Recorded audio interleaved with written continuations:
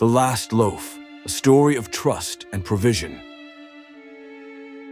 In a small sun-scorched village on the edge of a great desert lived a widow named Miriam.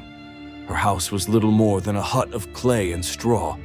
Her days were long and her pantry nearly empty. Drought had gripped the land, and no crops had grown in months. One morning, Miriam counted her supplies, a handful of flour and just enough oil to make one final loaf of bread.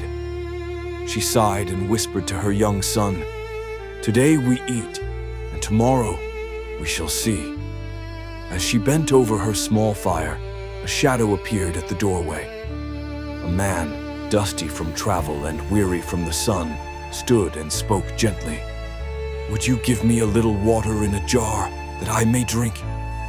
Miriam nodded, her heart already aching with the little she had.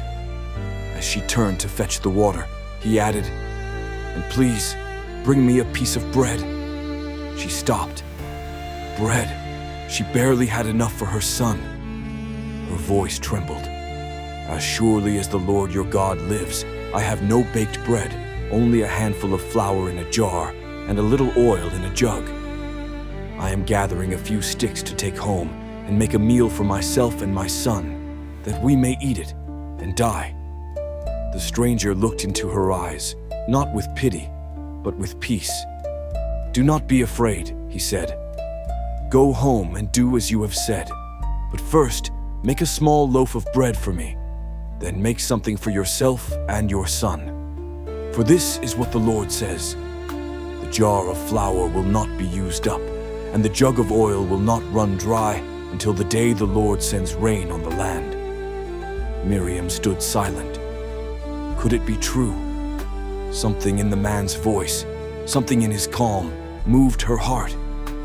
She chose to believe.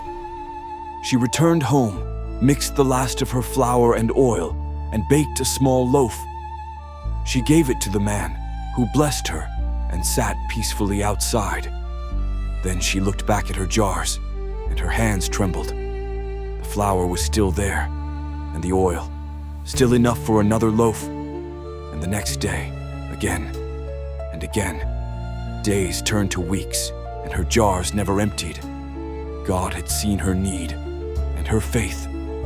Miriam's story mirrors that of the widow in 1 Kings 17:7-16, who encountered the prophet Elijah during a drought. Faced with choosing between self-preservation and sacrificial trust, she gave when it felt like she had nothing to give. But God met her faith with provision. Sometimes we think we don't have enough: time, energy, patience, forgiveness, love. Yet God doesn't ask for what we don't have.